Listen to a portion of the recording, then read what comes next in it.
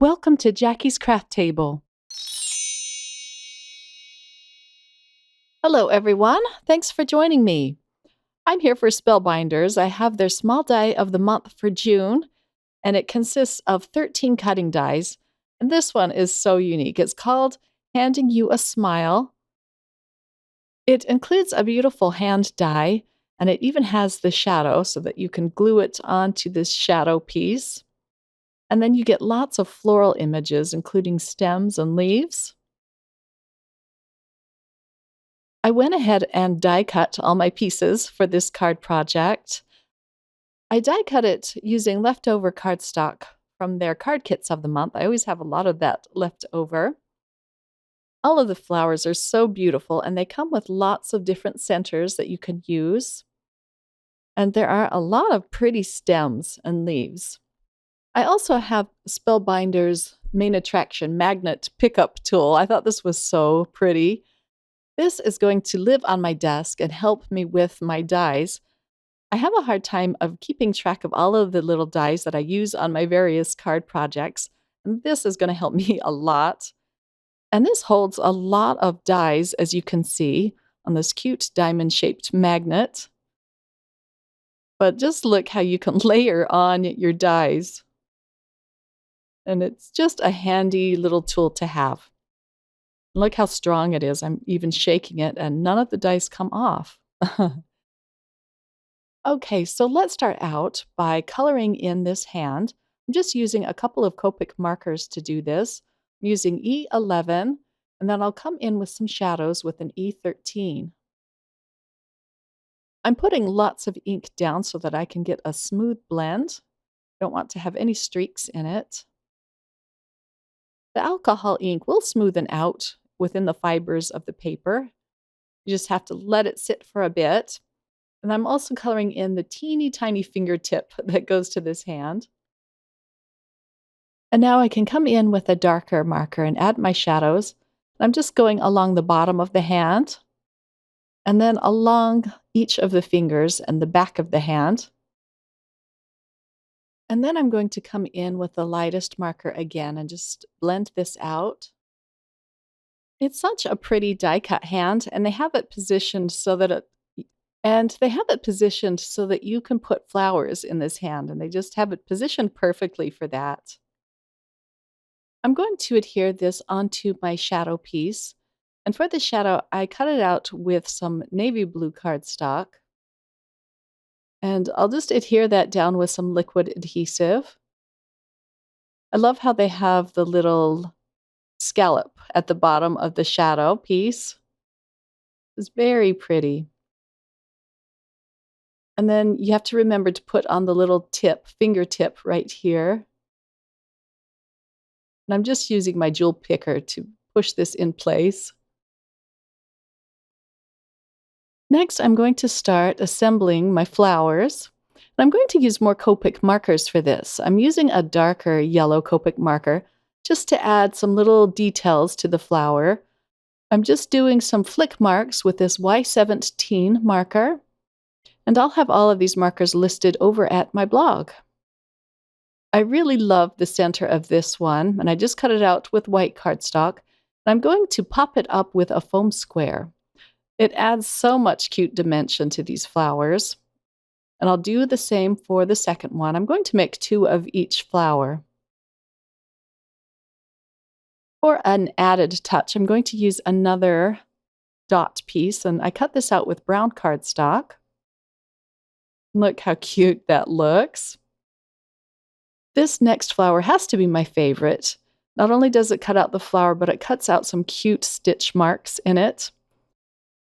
There are 4 different pieces to this flower, and I'm going to glue on the side pieces first. They just match up perfectly. And I did cut them out with a lighter pink paper. But I'm going to add more Copic marker details to this one in just a minute. For the 4th piece, I'm going to pop it up with a piece of foam tape. And I just love the dimension that this gives. And then I'm going to add a little yellow center. on this. These were just so much fun to put together, and you can put them together any way you'd like. On this next flower, I'm using the Y17 again and adding some flick marks to it. This centerpiece I kind of bent up so that it has a little bit of dimension, and then I'll glue it down flat. And I'm also going to put another little yellow dot center in the middle of this. And now for the stems. I'm going to add a little bit of liquid adhesive, and then I can glue on this leaf that's bending over. So pretty, and I'm going to make up 2 of these. And now that all of my flowers are done, I'm going to stop and put together my card base panel. I have a piece of green and blue cardstock together here, and I'm just going to chop them up with my paper trimmer. I want all of these to be even. I'm going to cut these into squares. And then the rest of the paper I'm going to cut in half into rectangles. I'm going to create a block panel behind my flowers. I'm using another piece of navy cardstock to add these onto. And the navy cardstock measures 5.5 by 4.25. And you'll be able to see the navy cardstock behind them. The sentiment comes from a stamp set from one of the card kits, and I use this one a lot. I'll link it below. But I'm going to create a birthday card. So this just says, "Happy Birthday." I pulled out the foam piece from this mini Misty, and I found out that I actually needed it. I thought I had enough dimension with the foam pieces behind my squares and my rectangles, but I didn't. So I'm going to pop that back in and stamp that out again. I put a Post-it note there just to protect my rectangle on the right. And now I can start adding on my flowers. I wanted to add some details to these pink flowers, so I'm just using a dark pink Copic marker. And this little detail sure adds a lot to these flowers, I think. I'm going to pull out my Y17 marker again, just to add a little more dimension to the yellow centers of these flowers. Little details like this are really fun to do.